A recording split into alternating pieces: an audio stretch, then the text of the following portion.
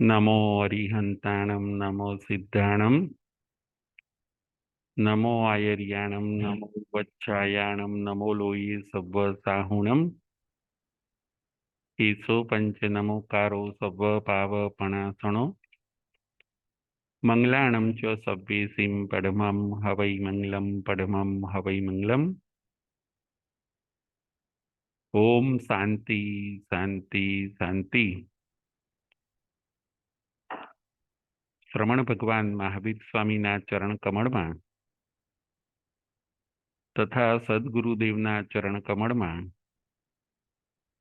ઉપકારી સર્વ સંસતીજીના ચરણ કમળમાં આપણા સૌના અવિરામ કોટી કોટી વંદન।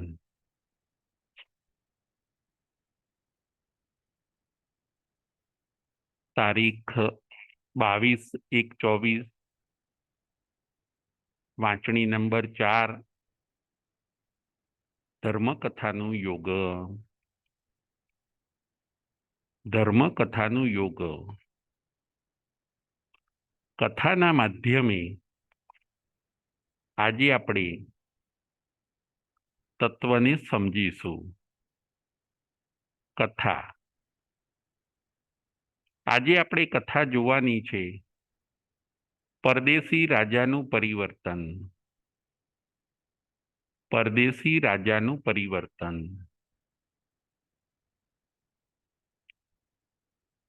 પરદેશી રાજાની કથા। શ્વેતાંબિકા નગરી હોય છે, એ નગરીના રાજા પરદેશી રાજા હોય છે। રાજાનું નામ પરદેશી રાજા, રાણીનું નામ સુરીકંતા રાણી અને નગરીનું નામ હોય છે શ્વેતાંબિકા નગરી। રાજા પોતે ખૂબ અધર્મી હોય છે। રાજા પોતે નાસ્તિક હોય છે। પરદેશી રાજા માંસાહારી હોય છે। પ્રજા પાસેથી વધુ કર વસૂલ કરે। પ્રજાની જો નાની ભૂલ હોય તો પણ મોટો દંડ આપે। આ પ્રમાણે પરદેશી રાજા કર્મમાં ધર્મમાં માનતા ન હતા। સત્તાનો નશો એવો હોય છે, કોઈ એવો સત્સંગ થયો નથી, એના કારણે પરદેશી રાજાને શ્રદ્ધા નથી।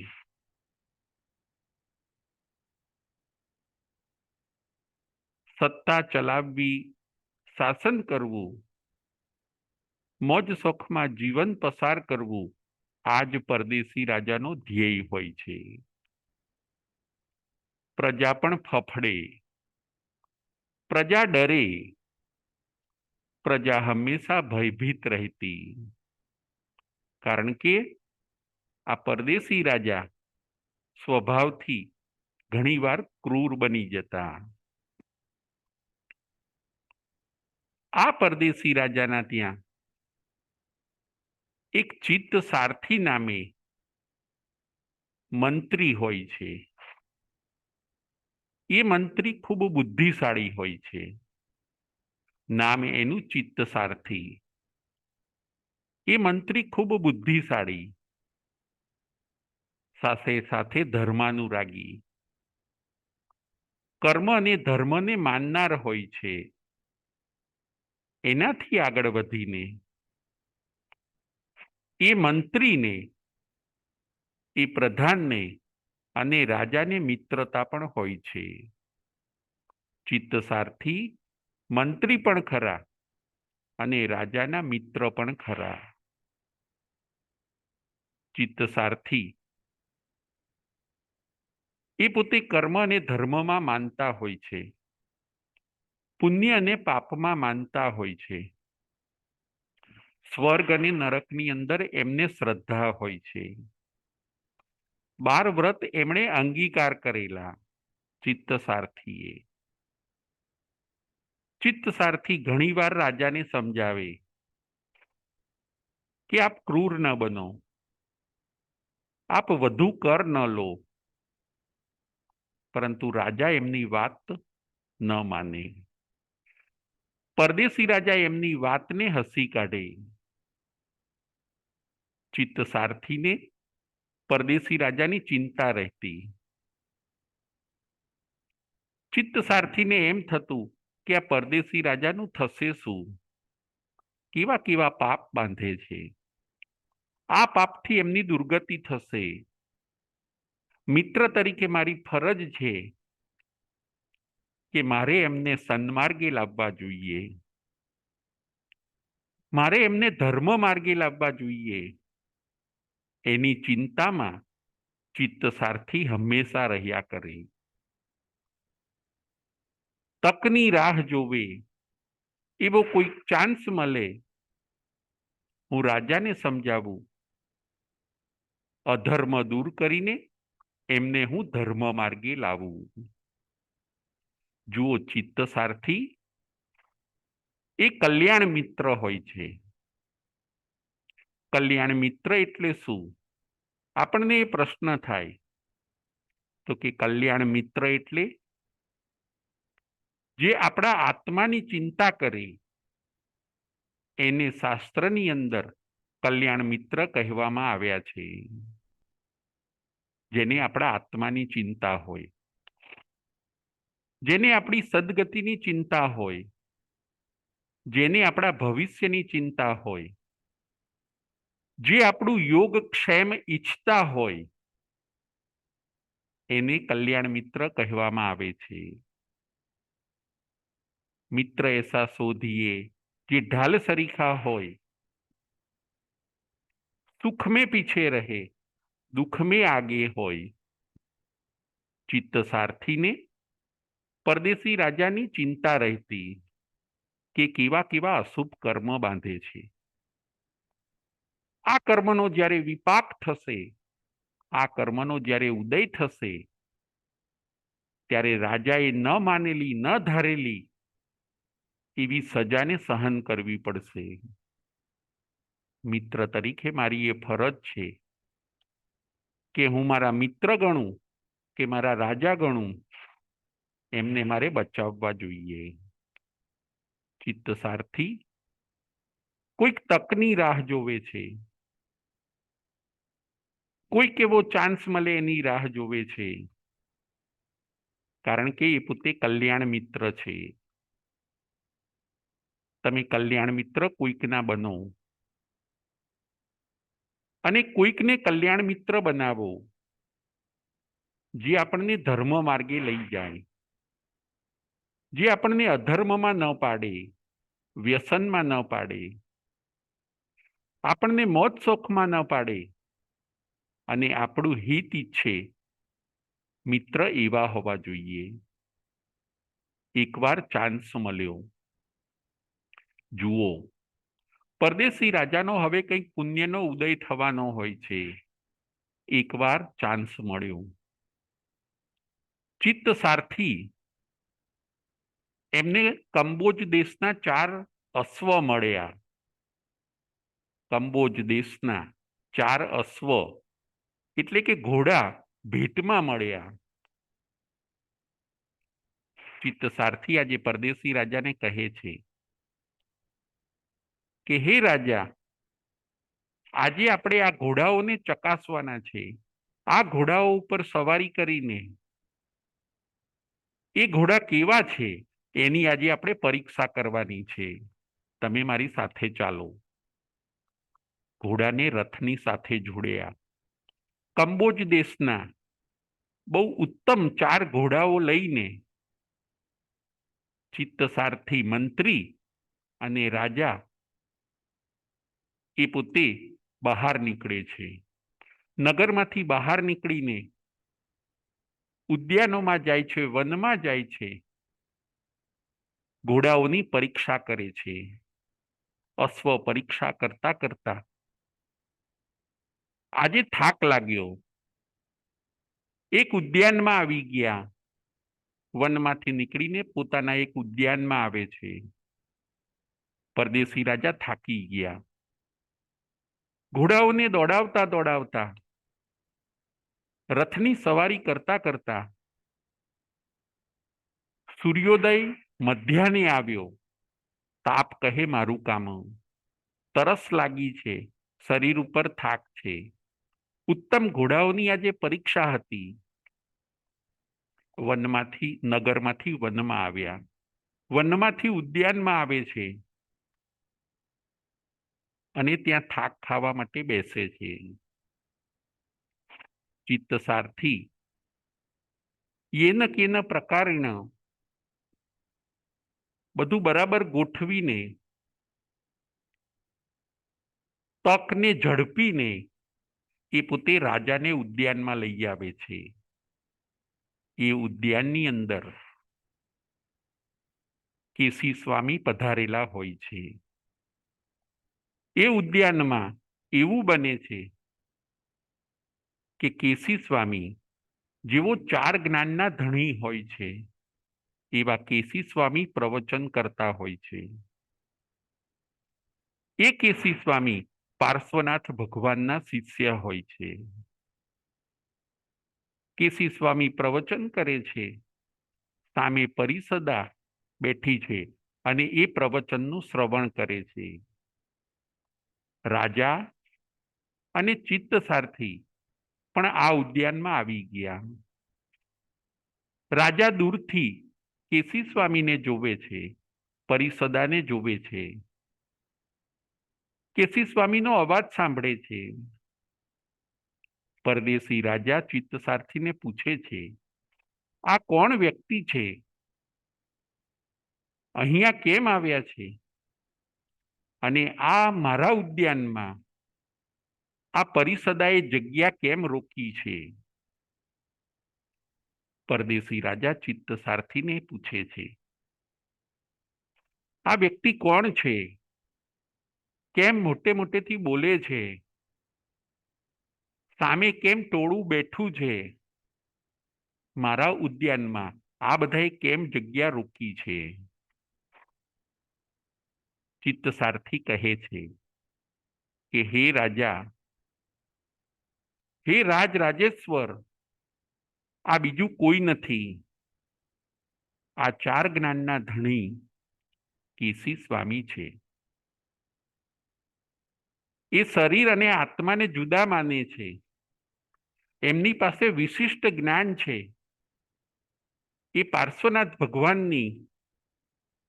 ભગવાનના શિષ્ય છે અને કર્મ અને ધર્મમાં ખૂબ નિપુણ છે. એવા આ કેસી સ્વામી છે. જનતા એમને ભગવાન માને છે. એમની પાસે જનતા ધર્મનું શ્રવણ કરે છે. એમની પાસે ખૂબ જ્ઞાન છે. રાજાને એમ થયું, એવું તો વળી કયું વિશિષ્ટ જ્ઞાન હશે?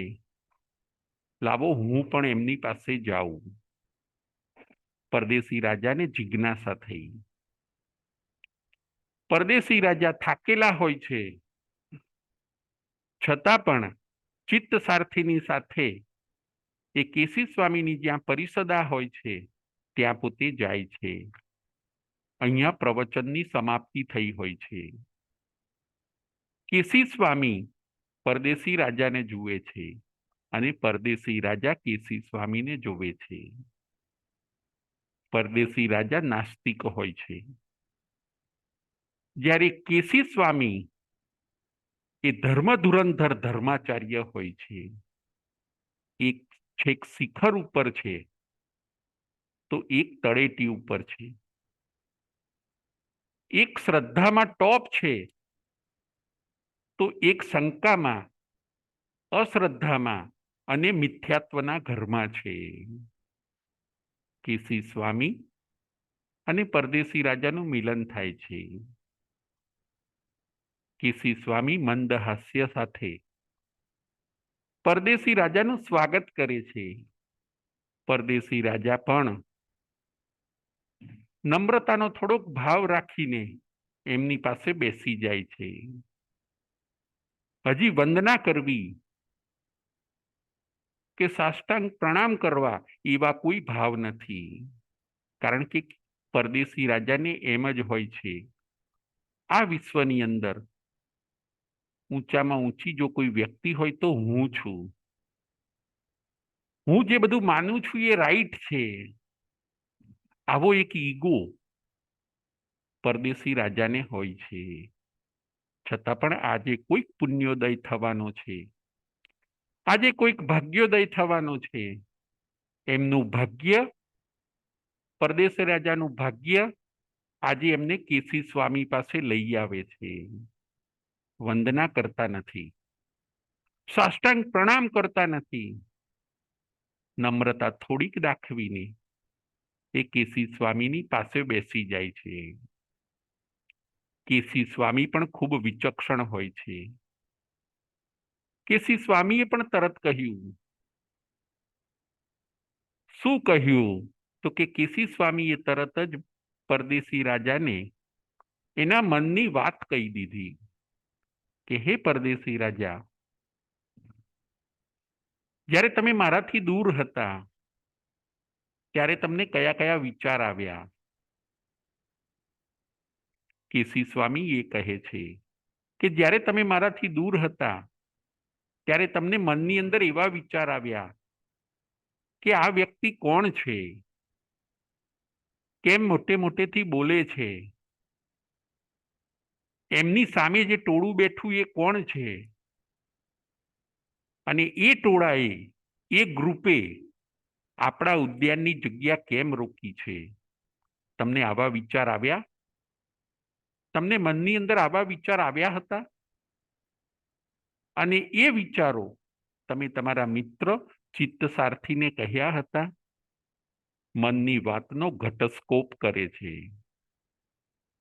કેસી સ્વામી. કેસી સ્વામી રાજાના મનમાં જે વાત હોય છે એ બતાવે છે. પરદેશી રાજા તરત જ આ વાતનો સ્વીકાર કરે છે કે હા, મને આવા વિચાર આવ્યા હતા, આપે મારા મનની વાત કહી. પરદેશી રાજા થોડાક પ્રભાવિત થઈ જાય છે કે મારા મનની વાત કહી આપે એ કોઈ વિશિષ્ટ જ્ઞાની જ હોવા જોઈએ. મારા મનમાં છુપાયેલી વાતને આ કહેનાર આ વ્યક્તિ કોઈક વિશિષ્ટ હોવા છે. આમની પાસે જો હું હજી વધારે ચર્ચા કરીશ તો મારા ડાઉટ્સ વધારે ક્લિયર થશે. પરદેશી રાજાને જિજ્ઞાસા થઈ. પરદેશી રાજા કેસી સ્વામીથી પ્રભાવિત થયા. એમને એમ થાય છે કે હજી હવે હું થોડોક સત્સંગ કરું. આજે આપણે 3 પોઈન્ટ વિચારવાના છે. આ કથાના માધ્યમે આપણે 3 પોઈન્ટ વિચારવાના છે. શ્રદ્ધા, સત્સંગ અને એકાવતારીપણું. આ 3 પોઈન્ટ ઉપર આજે આપણે વિચાર કરવાનો છે. કથાનકનું નામ છે પરદેશી રાજાનું પરિવર્તન. એ નાસ્તિકમાંથી આસ્તિક બને છે અને આસ્તિકમાંથી એકાવતારી બની જાય છે. કથાનું નામ છે પરદેશી રાજાનું પરિવર્તન. એને સત્સંગ કરવાનું મન થાય છે કે હવે હું કેસી સ્વામી પાસે બીજા પણ મારા ડાઉટ્સ ક્લિયર કરું. એ કર્મ ધર્મની બધી વાતો કાઢે છે, સ્વર્ગ નર્કની વાતો કાઢે છે. એમાંના આજે આપણે અમુક પ્રશ્ન જોવાના છે. કેસી સ્વામી 3 પ્રશ્નનો જવાબ આપે છે. પરદેશી રાજા અહીંયા 3 પ્રશ્ન પૂછે છે અને કેસી સ્વામી એ 3 પ્રશ્નનો આન્સર આપે છે. પ્રશ્ન નંબર 1, પ્રશ્ન નંબર 2 અને પ્રશ્ન નંબર 3. પ્રશ્ન નંબર 1 કયો છે?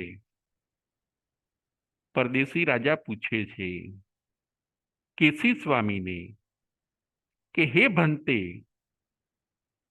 આપ જે સ્વર્ગ અને નરકની વાત કરો છો એના વિશે મારે પ્રશ્ન પૂછવો છે.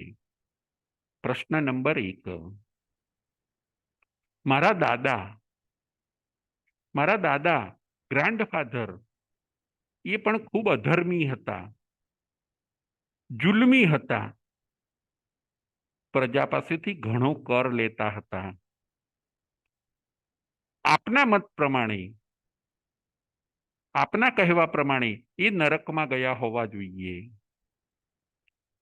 તો એ ત્યાંથી મને કેમ મળવા આવતા નથી? મને કેમ કહેવા આવતા નથી કે હે પરદેશી, તું પણ ખોટું ન કરીશ, નહીતર મારી જેમ તને નરક મળશે? મારા દાદા કેમ મને કહેવા આવતા નથી?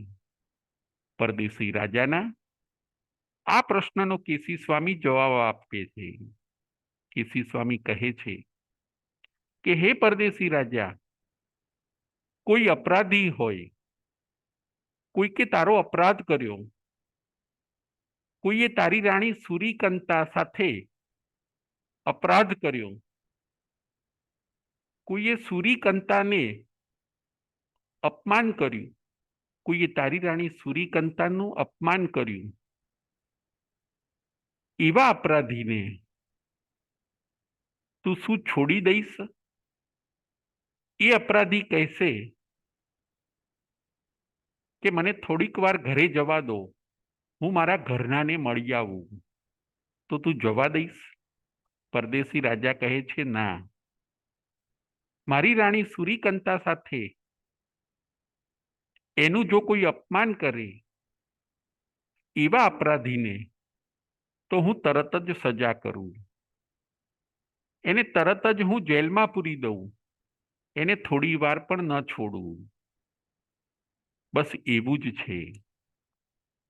કેસી સ્વામી કહે છે કે જેમ તમે અપરાધીને છોડો નહીં, એમ નરકની અંદર ગયેલા જીવને પણ પરમાધામી દેવો છોડતા નથી. નરકમાં ગયેલા જીવો અપરાધી છે. તમારા દાદા ચાહે તો પણ અહીં આવી ન શકે, કારણ કે ક્ષણ માટે પણ પરમાધામી દેવો એમને છોડતા નથી. નારકીઓ દુઃખમાં દીન છે. ત્યાં આગળ ક્ષેત્ર વેદના, પરસ્પર વેદના અને પરમાધામીકૃત વેદના એવી 3 પ્રકારની વેદના છે. જેમ તમે અપરાધીને ન છોડો, ઘરે ન જવા દો, એનું કીધું માનો નહીં, એવી રીતે પાપ કરીને જે જીવો નરકમાં ગયા છે એ આપણને અહીંયા મળવા આવી શકતા નથી. આ થયો પ્રશ્ન નંબર 1. પ્રશ્ન નંબર 2, નરક સંબંધી પરદેશી રાજાને એક ક્વેશ્ચન ક્લિયર થયો. પ્રશ્ન નંબર 2, પરદેશી રાજા કહે છે, અચ્છા, એ તો હું માનું છું, ચલો આ વાત મને ક્લિયર થઈ, પરંતુ મારા જે દાદી હતા એ તો ખૂબ ધર્મિષ્ઠ હતા, એ તો પૂજા પાઠ કરતા હતા, એ ક્યારેય ખોટું ન કરતા હતા. તો મારા દાદી આપના કહેવા પ્રમાણે, આપના માનવા પ્રમાણે અને આપના જ્ઞાન પ્રમાણે એ તો દેવલોકમાં ગયા હોવા જોઈએ. તો એ દેવલોકમાંથી મને અહીંયા કેમ મળવા આવતા નથી? મને અહીંયા કેમ કહેવા આવતા નથી? મારા દાદી, મારા ગ્રાન્ડમધર, એમને હું પ્રિય હતો, તો એ તો આવી શકે કે નહીં?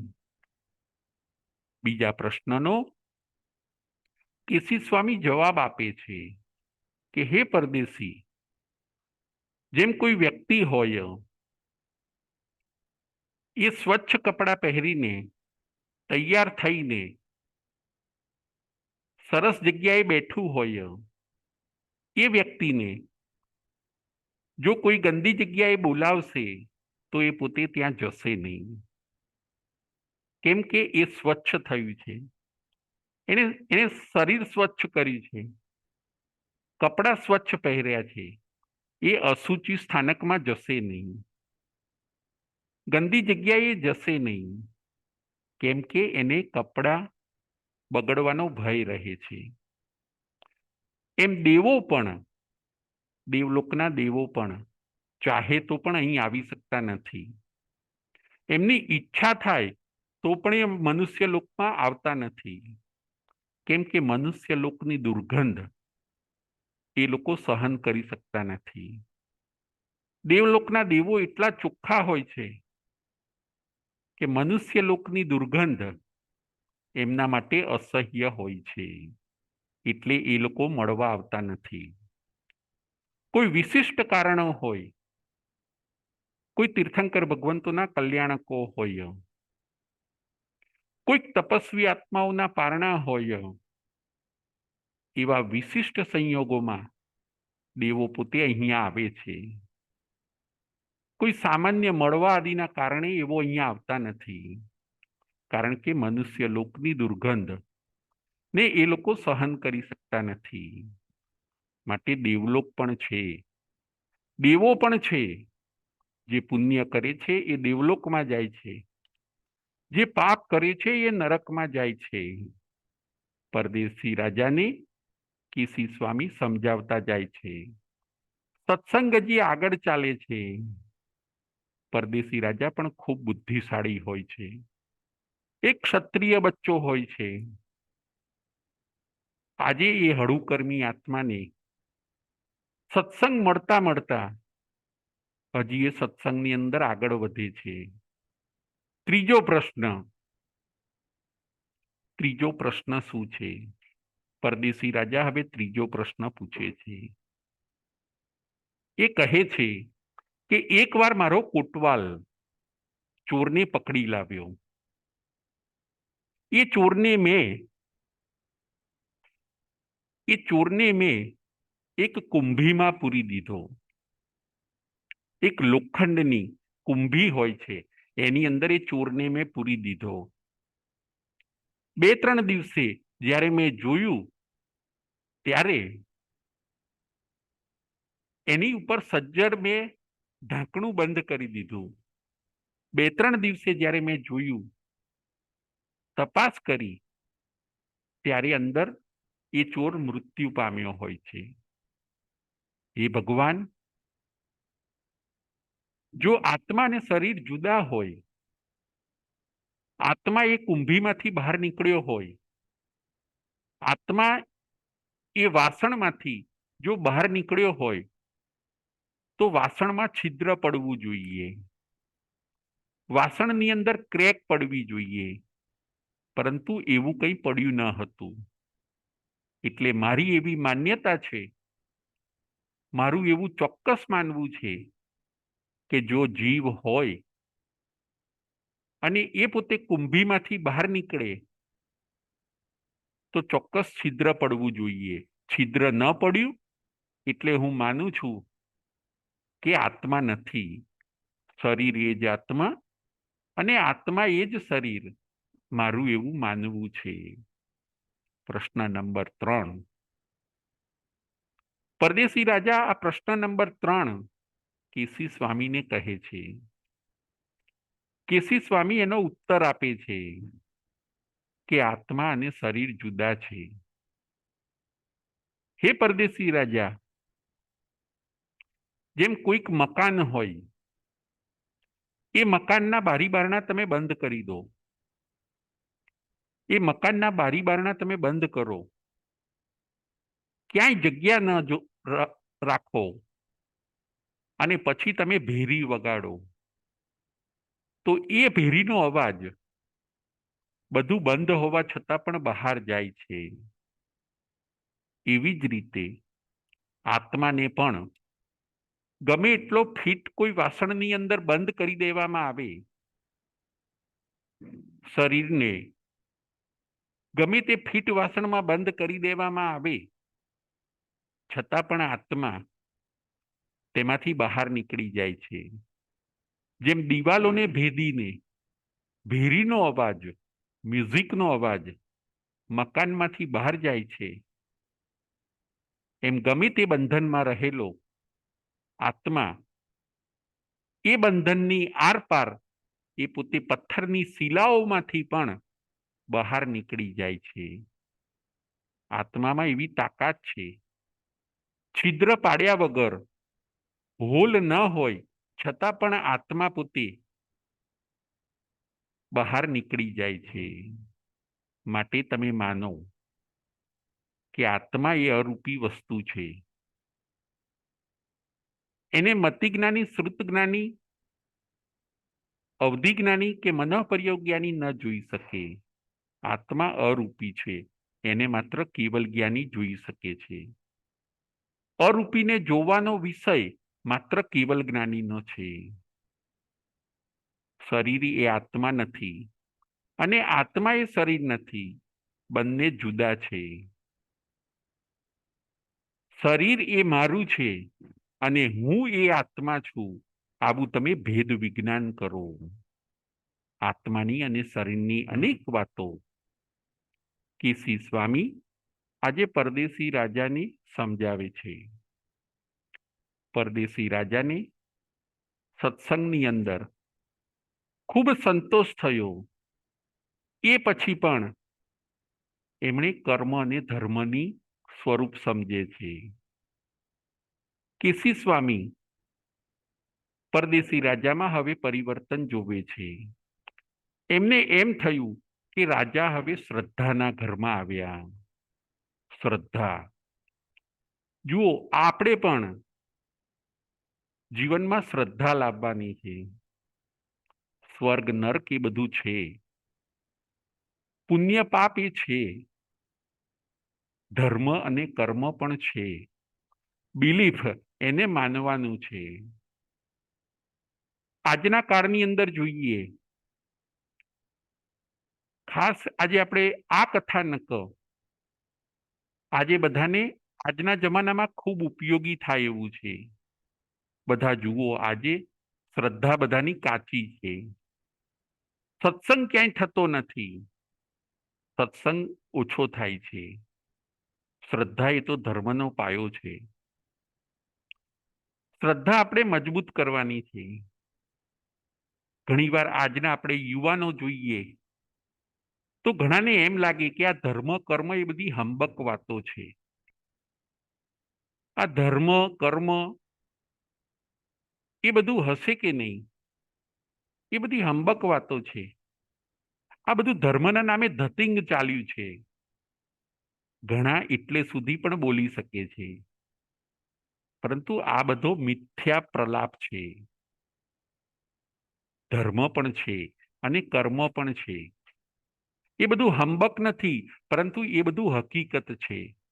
સ્વર્ગ પણ છે અને નરક પણ છે. આપણે સત્સંગ કરીને, શાસ્ત્ર વાંચન કરીને, આપણા ડાઉટ્સને ક્લિયર કરીને, આપણે શંકામાંથી કે અંધશ્રદ્ધામાંથી કે મિથ્યાત્વમાંથી આપણે શ્રદ્ધાના ઘરમાં આવવાનું છે. શ્રદ્ધા એ વિકાસ કરે છે. પરદેશી રાજા આજે એવી રીતે શ્રદ્ધાના ઘરમાં આવ્યા. પછી સત્સંગ કર્યો. અત્યાર સુધી બધો કુસંગ હતો, વ્યસન ફ્યસન, મોજ શોખ, સત્તા, લોલુપતા અને આસક્તિ. અત્યાર સુધી બધો કુસંગ હતો, પરંતુ આજે જ્ઞાની ગુરુ એવા કેસી સ્વામીનો સત્સંગ થયો. આપણે પણ શ્રદ્ધામાંથી સત્સંગમાં આવવાનું છે. વાસ્તવિકતાઓનો સ્વીકાર કરવાનો છે. કર્મ ધર્મ બધું છે, એને ઇગ્નોર કરવાનું નથી. પાપ અને પુણ્ય સામે આંખ મીચામણા કરવાના નથી. જ્ઞાનીઓએ આ બધી વસ્તુને પ્રૂવ કરેલી છે. જ્ઞાનીઓએ આ બધી વસ્તુને જોયેલી છે. સ્વર્ગ અને નર્કને અવધિ જ્ઞાની પણ જોઈ શકે ને જાણી શકે. આપણી પાસે અત્યારે લિમિટેડ જ્ઞાન છે, એટલે આપણને દૂરની વસ્તુઓ, સ્વર્ગ અને નરક દેખાતી નથી. કેસી સ્વામી સમજાવતા જાય છે. પરદેશી રાજામાં પરિવર્તન થયું. એ નાસ્તિકમાંથી આસ્તિક થાય છે અને કહે છે, હે ભગવાન, આપે જે વાત કહી એમાં હું શ્રદ્ધા કરું છું, હું પ્રતીતિ કરું છું અને આજથી હવે હું માનું છું કે આપ જેવા વિશિષ્ટ જ્ઞાની પાસેથી આજે મારો અહમ ઓગળી ગયો. આપે જે કહ્યું તે બધું સત્ય છે. અધર્મનો માર્ગ પરદેશી રાજા છોડી દે છે. આગળ ધર્મનું સ્વરૂપ સમજાવે છે. કેસી સ્વામી કહે છે, જે પાપ કરે છે એને દુર્ગતિ મળે છે અને જે પુણ્ય કરે છે એને સદગતિ મળે છે. અને અત્યંત બહુમાન સાથે આ ધર્મ જો કોઈ કરે છે તો એને મોક્ષ મળે છે. કર્મ, પુણ્ય, પાપ, સદગતિ અને દુર્ગતિ માટે એવા સારા કામ કરો કે તમારી દુર્ગતિ ન થાય. તમે રાજા છો તો પ્રજાનું કલ્યાણ કરો, પ્રજાનું હિત ઈચ્છો, ધર્મમાં રહો, સ્વભાવમાં રહો, પરોપકારના હજારો કામ કરો. કેસી સ્વામી પરદેશી રાજાને કહે છે. પરદેશી રાજા 12 વ્રત અંગીકાર કરે છે. જુઓ, એક જ સત્સંગ, પરંતુ એની અંદર પરિવર્તન થઈ ગયું. પરદેશી રાજા 12 વ્રત લે છે. સાષ્ટાંગ પંચાંગ નમાવીને હવે વિદાય થવાની રજા માગે છે. કેસી સ્વામી પણ કહે છે કે હવે તમે રમણીયના રમણીય રહેજો. તમે ધર્મને હવે ક્યારેય છોડતા નહીં. 12 વ્રતને અંગીકાર કરીને, પ્રણામ અને નમસ્કાર કરીને, આ દક્ષિણા અને પ્રદક્ષિણા આપીને, ગુરુને અત્યંત બહુમાન સાથે આપે જે કહ્યું એ તેત છે એમ વિચારીને, પ્રણામ કરીને પરદેશી રાજા હવે ત્યાંથી રજા લે છે. ચિત્તસારથી મંત્રીને ખૂબ આનંદ થયો. ચિત્તસારથી મંત્રી જે મિત્ર હોય છે એમને ખૂબ આનંદ થયો કે મારા મિત્ર, મારા રાજા આજે ધર્મ પામ્યા. એમને પોતાનું કાર્ય સફળ થયું લાગ્યું. એમને પણ આજે આનંદનો અવધિ નથી. પરદેશી રાજા સ્વદેશી બન્યા.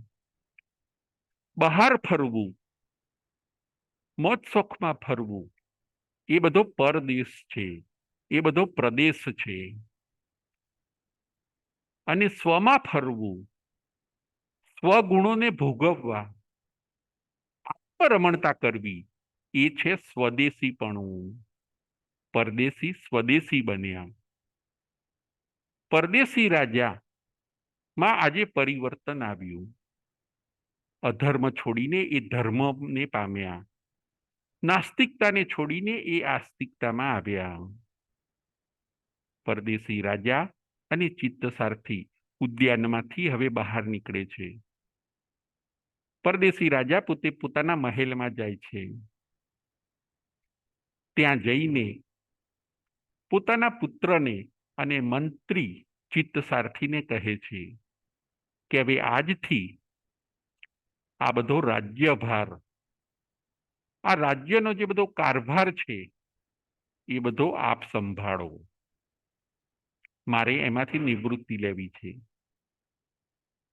મેં ઘણા વર્ષો શાસન કર્યું છે, મેં ઘણા વર્ષ રાજ્ય સંભાળ્યું છે. હવે મારે ધર્મ કરવો છે.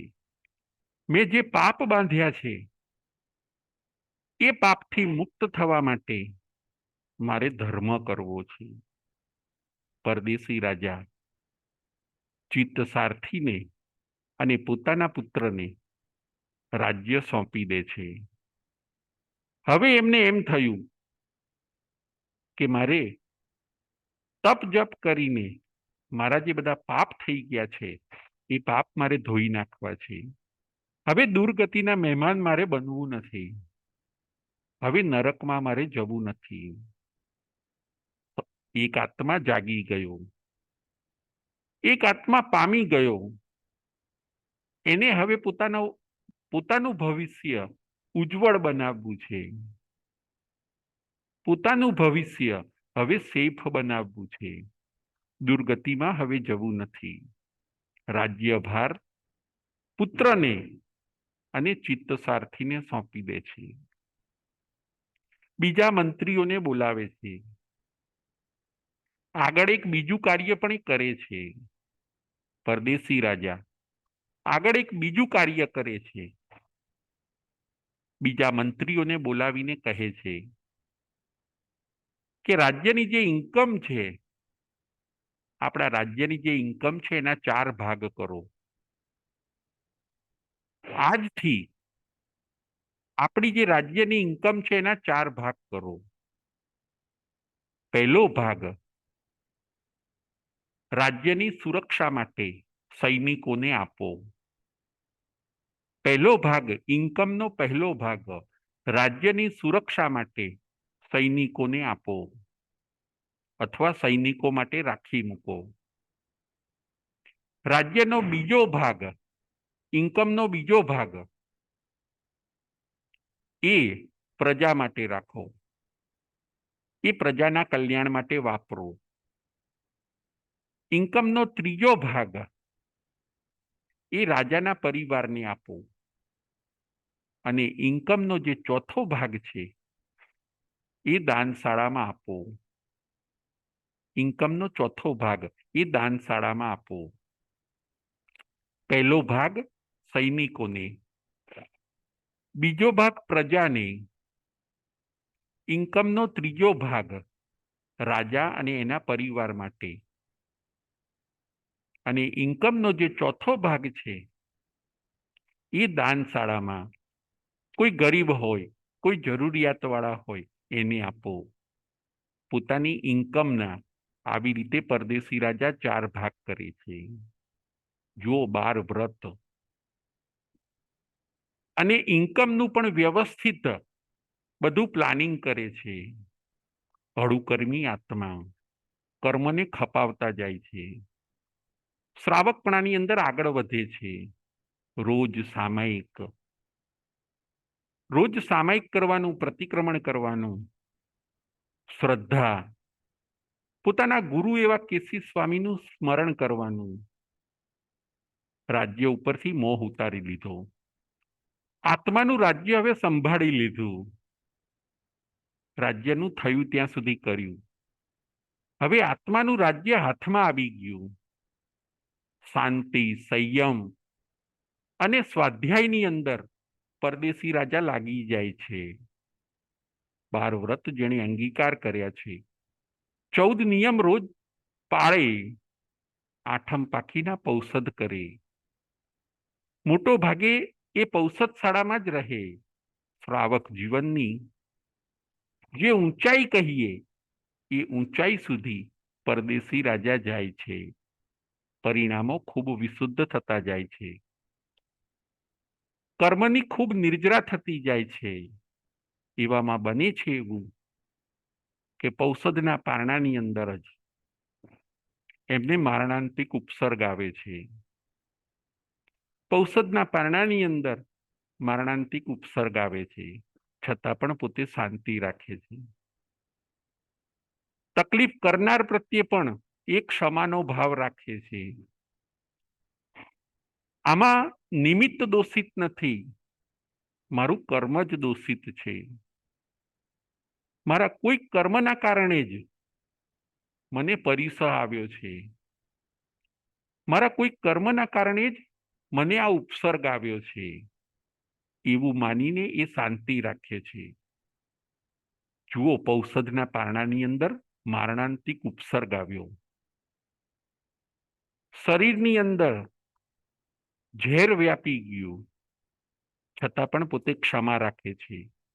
આલોવી પડીકમી નિંદી નિશલ્ય થઈને ડાબા પગથી નમોથુણમ ગણે છે. સિદ્ધ ભગવાન અને અરિહંત ભગવાનનું સ્મરણ કરે છે. અને સમાધિ મરણને પરદેશી રાજા પોતે પ્રાપ્ત કરે છે.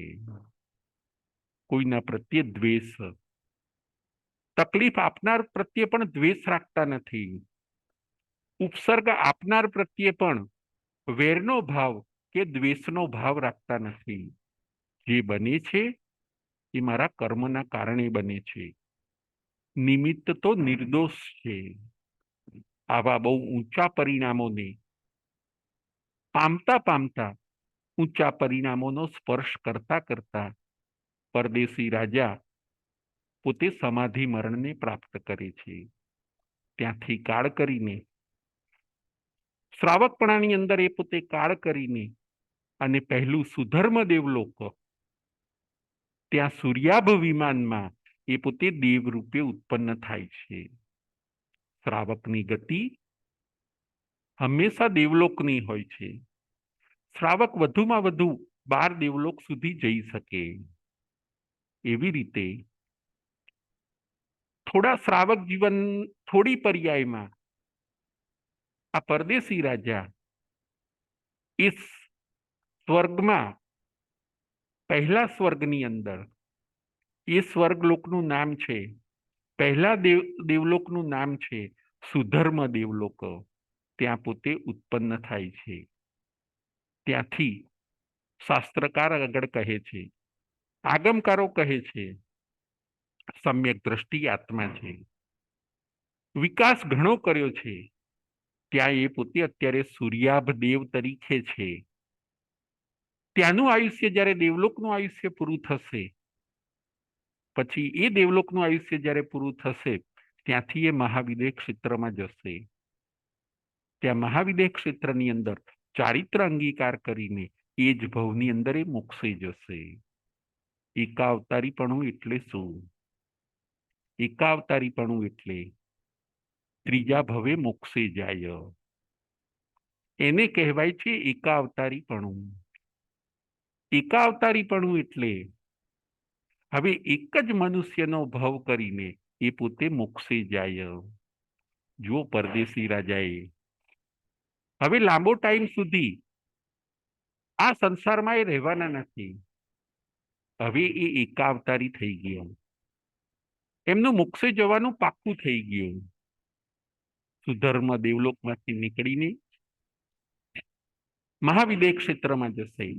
પરદેશી રાજા એ એમનો પહેલો ભવ, સુધર્મ દેવલોક એ બીજો ભવ, અને મહાવિદેહનો ત્રીજો ભવ, છેલ્લો ભવ એ કરીને એ પોતે મોક્ષે જશે. આ છે આત્માનો વિકાસ ક્રમ. 3 પોઈન્ટ ઉપર આજે આપણે વિચાર કર્યો.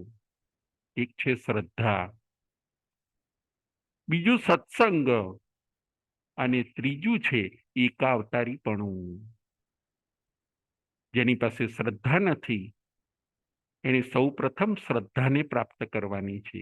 બિલીફ, આપણે માનીએ, આપણે કર્મ ધર્મને ઇગ્નોર ન કરીએ, એ હકીકત, એ વાસ્તવિકતાનો આપણે સ્વીકાર કરીએ. પરદેશી રાજાએ પણ એવું જ કર્યું. આજે જુઓ, આ દ્રષ્ટાંત આજના જમાનાની અંદર ખૂબ લાગુ પડે એવું છે. આજે ઘણા બધા બુદ્ધિશાળી લોકો હોય છે, પરંતુ કર્મ ધર્મને, પુણ્ય પાપને ઇગ્નોર કરે છે. દોડાદોડીની આજની લાઈફમાં સ્વર્ગ શું અને નરક શું એ સાંભળવું કે એને માનવું, એ બધાની અંદર એ લોકો ઇન્ટરેસ્ટ લેતા નથી. એ બધું એમને હંબક લાગે છે. મોટા મોટા સાયન્ટિસ્ટો હોય, ખૂબ બુદ્ધિશાળી, છતાં પણ એવું બને છે કે એ લોકો પુણ્ય પાપમાં બિલીફ નથી કરતા. એ લોકો સ્વર્ગ નરકની અંદર બિલીફ નથી કરતા. આત્મા નથી એવું માને છે, જીવ નથી, હોય તો દેખાય કેમ નહીં, આવા ખોટા આર્ગ્યુમેન્ટ હોય છે. આજના જમાનાની અંદર જેનું જેનું આવું માનસ હોય, એ માણસની અંદર ફેરફાર કરવા માટે આ કથાનક એની અંદર આપણને ખૂબ ઉપયોગી થાય એવું છે. આજના કથાનકનું નામ હતું પરદેશી રાજાનું પરિવર્તન. 3 વસ્તુ આપણે આપણા જીવનમાં લાવવાની છે અને વિકાસ કરવાનો છે. કઈ 3 વસ્તુ? છેલ્લે એકવાર કહી દઉં, શ્રદ્ધા, સત્સંગ અને એકાવતારીપણું. આજે પણ એ પોસિબલ છે. પરદેશી રાજાની જેમ આ 3 વસ્તુ આપણા પણ જીવનમાં આવે અને આપણે પણ વિકાસ સરસ કરી શકીએ, એ આજના કથાનકમાં આપણે જોયું.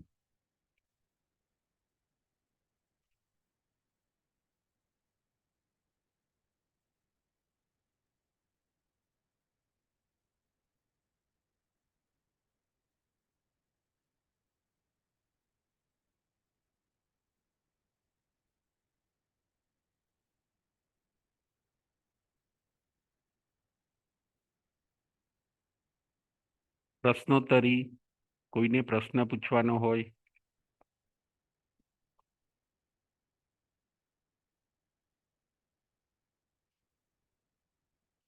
જેને પ્રશ્ન પૂછવો હોય એ પોતે રેઝ હેન્ડ કરશે તો અહીંથી જવાબ આપીશું.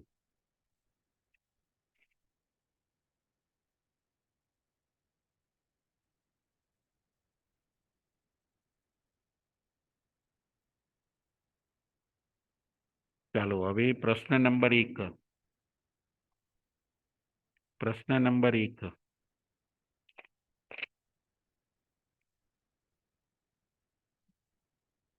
નગરીનું નામ શું હોય છે? આજની કથામાં નગરીનું નામ શું હોય છે? અલ્પાબેન મહેતા. જય જિનેન્દ્ર. શ્વેતાંબિકા નગરી. યસ, બરાબર છે, શ્વેતાંબિકા નગરી, બરાબર છે. હવે પ્રશ્ન નંબર 2. રાજા રાણીનું નામ શું હોય છે? રાજા રાણીનું નામ.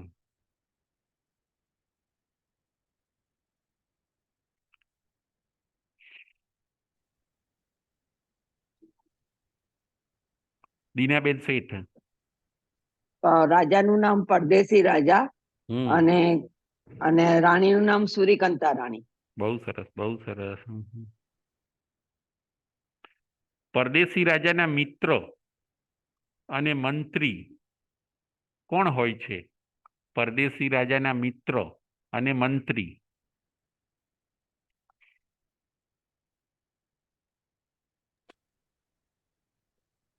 ચિત્ત સારથી. યસ, બરાબર છે, બહુ સરસ, બહુ સરસ. હવે પ્રશ્ન આગળ. કેસી સ્વામી કયા તીર્થંકર ભગવાનના શિષ્ય હોય છે? કેસી સ્વામી કયા તીર્થંકર ભગવાનના શિષ્ય હોય છે? અલ્પાબેન મહેતા. પાર્શ્વનાથ સ્વામીના શિષ્ય હોય છે. બહુ સરસ, બહુ સરસ. હવે આગળ. પરદેશી રાજા કેસી સ્વામીને પહેલો પ્રશ્ન કયો પૂછે છે? પરદેશી રાજા કેસી સ્વામીને પહેલો પ્રશ્ન કયો પૂછે છે અને એનો જવાબ કેસી સ્વામી શું આપે છે? અલ્પાબેન મહેતા. જી, જય જિનેન્દ્ર. પરદેશી રાજા એમ પૂછે છે કેશી સ્વામીને કે મારા દાદા બહુ પાપ કરતા હતા, પ્રજા ઉપર બહુ વેરો નાખતા હતા, તો કેશી સ્વામીના જ્ઞાન પ્રમાણે એ અત્યારે નરકમાં હશે, તો એ નરકમાં દુઃખ સહન કરે છે, તો મને આવીને એમ કેમ નથી કહેતા કે તમે આવું ના કરો જેથી કે તમને નરકમાં ના જવું પડે? બરાબર છે, બરાબર છે, બહુ સરસ. અને કેસી સ્વામી શું જવાબ આપે છે પછી? કેશી સ્વામી એમને એમ કહે છે કે તમે જો તમારી રાણી સૂર્યકાંતાનું કોઈ અપમાન કરે તો તમે એને તરત જેલમાં પૂરી દો, તો તમે એને થોડીક વાર રજા આપો કે એ આવીને એ પોતાના ઘરે જઈને પોતાના ઘરવાળાઓને કંઈ કહીને આવી શકે. તો પરદેશી રાજા કહે છે કે હું થોડી વાર પણ ના છોડું અને હું એને તરત જેલમાં પૂરી દઉં. એટલે હા, એટલે એમ કહે છે કે એટલે દાદાજી જે છે એ ત્યાંથી છૂટી ન શકે, પરમાધામી દેવો એમને ક્ષણ વાર બી છોડતા નથી. બહુ સરસ, બહુ સરસ, વેરી ગુડ, વેરી ગુડ. હવે પ્રશ્ન બીજો. પ્રશ્ન નંબર 2. પરદેશી રાજા પ્રશ્ન નંબર 2 કયો પૂછે છે? કયો પ્રશ્ન પૂછે છે કેસી સ્વામીને? બીજો પ્રશ્ન. દીનાબેન શેઠ. જય જિનેન્દ્ર. જય જિનેન્દ્ર. કેશવી સ્વામી અમને કહે છે કે મારા દાદી ધર્મી હતા, સત્યવાદી હતા, તે કદાચ દેવલોકમાં ગયા હશે તો મને કેમ મળવા આવતા નથી? પછી સ્વામી એમને કેશવી સ્વામી રાજાને કહે છે કે એ એકદમ સફેદ ચોખ્ખા કપડા પહેરે છે, પોતે ચોખ્ખા સરસ રીતે રહે છે અને તે લોકો અશુચિ સ્થાનમાં આવતા નથી અને મનુષ્ય લોકોની દુર્ગંધ તેઓ સહન નથી કરી શકતા, અશક્ય હોય છે. અને વિશેષ કાર્યમાં કંઈક એવું હોય તો જ એ લોકો આવે છે અને જે પુણ્ય કરે એ લોકો દેવલોકમાં જઈ શકે છે. બહુ સરસ, બહુ આ સરસ. જવાબ આપે. હા, દેવો અહીંયા ક્યારે આવે દીનાબેન? જ્યારે વિશિષ્ટ કોઈ પ્રસંગો હોય. તીર્થંકર આ ભગવાન, પ્રસંગ હા, તીર્થંકર ભગવાનના કલ્યાણકો વખતે ચોક્કસ આવે એ લોકો. બરાબર. ઓકે, બહુ સરસ, બહુ સરસ, થેન્ક યુ. હમ. હવે ત્રીજો પ્રશ્ન, છેલ્લો અને ત્રીજો પ્રશ્ન. અ, પરદેશી રાજા ત્રીજો પ્રશ્ન કયો પૂછે છે? ત્રીજો પ્રશ્ન કયો પૂછે છે? અલ્પાબેન મહેતા. અલ્પાબેન મહેતા. જય જિનેન્દ્ર. પરદેશી રાજા કેશી સ્વામીને એમ પૂછે છે કે એકવાર મારો કોટવાલ ચોરને પકડી લાવ્યો હતો અને મેં એને કુંભીમાં, એક લોખંડની કુંભીમાં નાખી દીધો હતો અને ઢાંકણું પૂરું બંધ કરી દીધું હતું. 2-3 દિવસ પછી રાજા કહે છે કે મેં જ્યારે જોયું તો એ મૃત્યુ પામ્યા હતા. તો તમે જેમ કહો છો કે આત્મા અને શરીર જુદા હોય, તો આત્મા જો બહાર નીકળ્યો હોય તો એ લોખંડના કુંભીમાં છિદ્ર પડ્યો હોવો જોઈએ. બહુ પણ સરસ. મેં જોયું કે એમાં કશો છેદ હતો નહીં, એટલે મને એવું લાગે છે કે શરીર અને આત્મા જે છે એ એક જ હોય છે, અલગ નથી હોતા. એટલે બરાબર. કેશી સ્વામી એમને જવાબ આપે છે કે જેમ આપણે ભેરી વગાડીએ અને મકાનના બારી બારણા બધું બંધ હોય તો પણ બહાર અવાજ જરૂર એનો જાય છે, એવી જ રીતે આત્મા જે છે એ અરૂપી છે, એને બહાર જવા માટે છિદ્ર કરવાની જરૂર પડતી નથી. એ તો એની એટલી તાકાત છે કે એ હોલ વગર પણ બહાર નીકળી શકે. એટલે શરીર અને આત્મા બે ભિન્ન છે અને આત્મા વગર છિદ્ર એ બહાર નીકળી શકે છે. બહુ સરસ, બહુ સરસ, થેન્ક યુ, બહુ સરસ. જય જિનેન્દ્ર. જય જિનેન્દ્ર. કલ્યાણ મિત્ર એટલે શું? કલ્યાણ મિત્ર એટલે શું?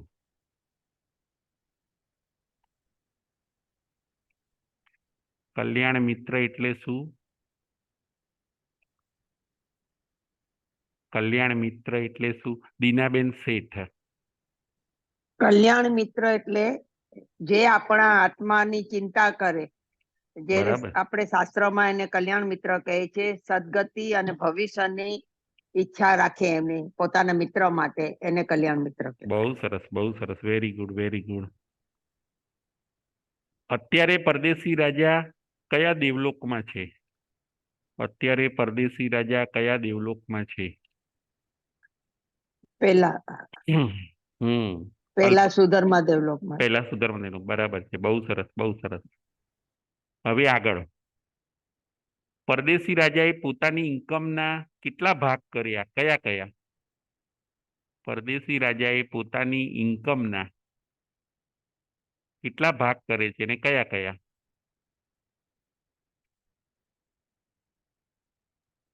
અલ્પાબેન મહેતા. પરદેશી રાજા પોતાની ઇન્કમના 4 ભાગ કરે છે. પહેલું ભાગ એ પોતાના રાજ્યની સુરક્ષા માટે રાખવાનું કહે છે સૈનિકોની માટે રાખવા માટે. બીજો ભાગ પ્રજા માટે, એમના કલ્યાણ માટે રાખવાનું કહે છે.